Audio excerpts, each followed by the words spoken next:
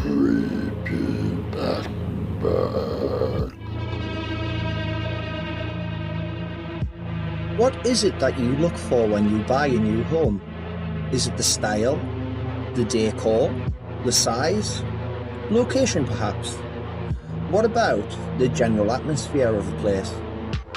Have you ever been put off buying somewhere because it just has a bad feeling about it? Even though everything seems alright at a glance, you just can't put your finger on why you feel that way about it. Well, in tonight's story, a lady has that very same feeling that I have just described. It turned out that her fears were indeed warranted, as we are about to find out in Scary True Tales, episode 18. Back in the 90s, I moved into a new flat in Sunderland. It was one of 18 that had been newly converted from a row of long-standing derelict Victorian houses that had been boarded up for years. Beautifully renovated, it was visually very impressive, but I couldn't help feeling that something about the place wasn't quite right. My partner at the time loved the place and said I was just being silly when I told him I felt uneasy in the flat. He said I was just feeling like that because I wasn't used to it, and once I settled in I would feel better about it. I told myself he was right, and tried to put my negative feelings behind me. It wasn't long, however, before my first instincts started to prove correct.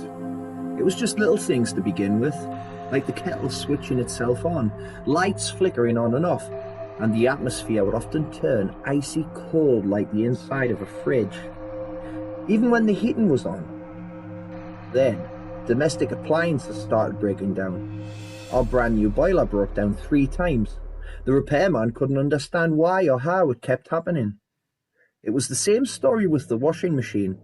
It cost us a fortune in repairs and replacements. Then began a really severe run of bad luck that I now know was no accident of fate. It was being caused by the entity that was haunting the place. My dog Becky kept having accidents and falling ill. I was never away from the vets, another thing I could ill afford. I broke my ankle and my partner was badly injured in a car accident.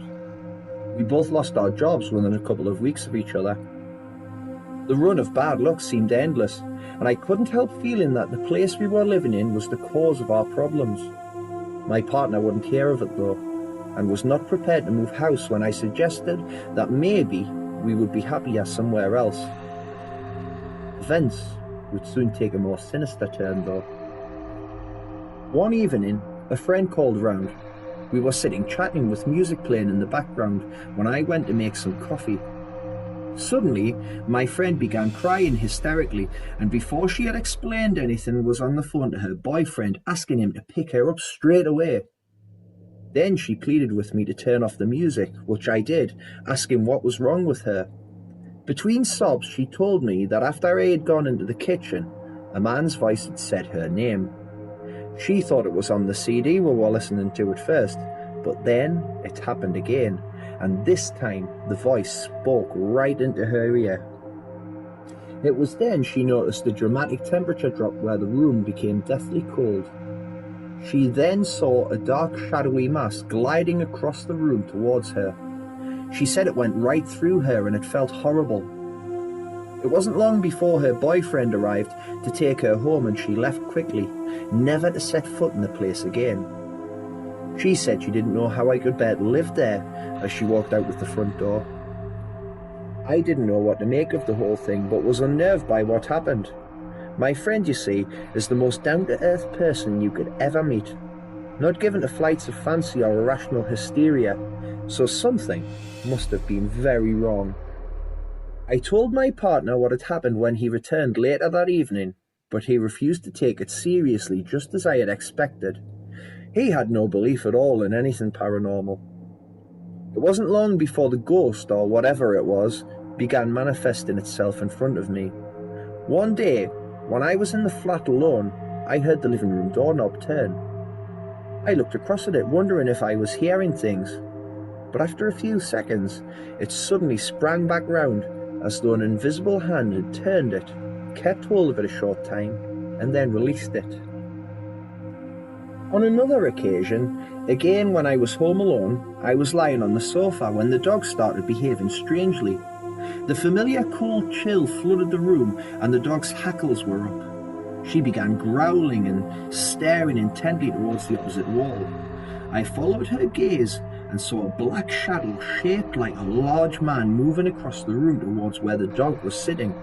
I froze in fear as the thing seemed to envelop the dog as she began to make the most unearthly cries and yelps of an animal in abject terror.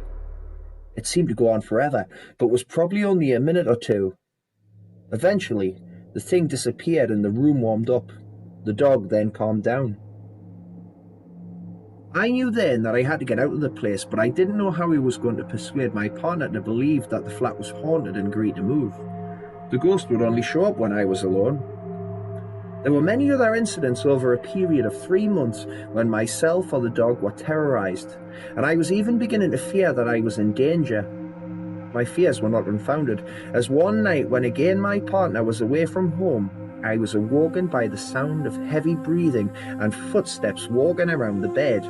I was completely and utterly terrified. I tried to jump out of bed, but could not move a muscle. I was completely paralysed. I could hear the dog barking and snarling furiously. It was then that I felt a heavy weight bearing down on my chest. I couldn't breathe. I was certain I was going to die. Not knowing what else to do, I said a prayer in my mind.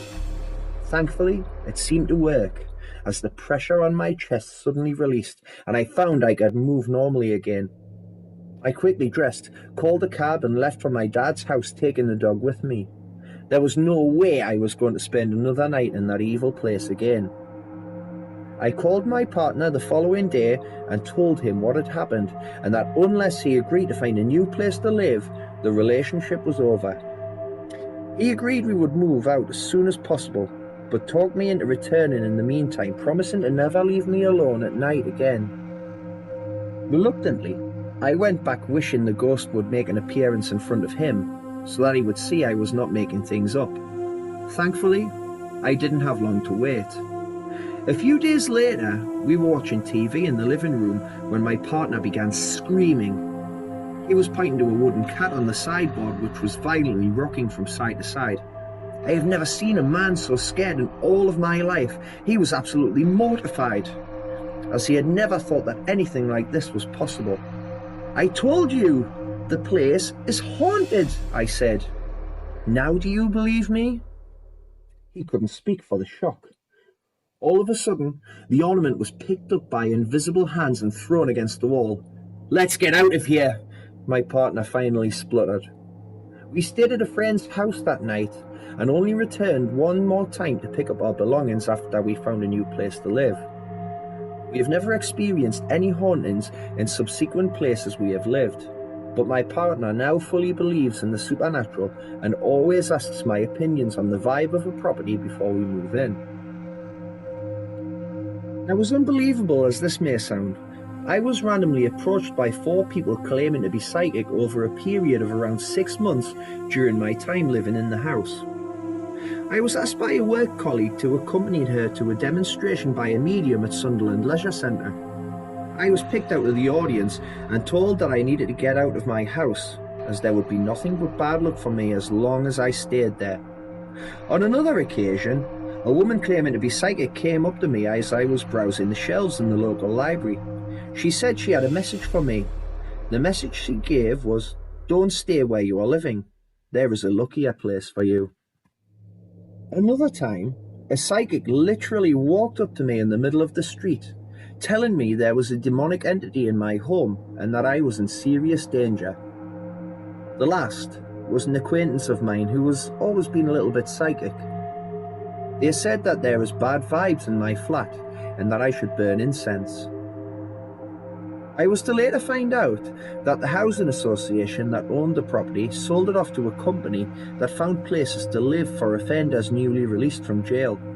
It seems though the whole area has gone downhill and is attracting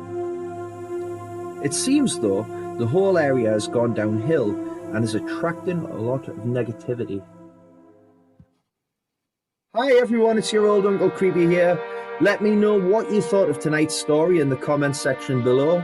If you enjoyed this show, please subscribe and give it the thumbs up. As always, thanks goes to the person who sent in tonight's story. Without people like yourself, there would be no Scary True Tales. Until next time, this is Creepy Battenberg wishing you a pleasant and scary good night. Thanks for watching.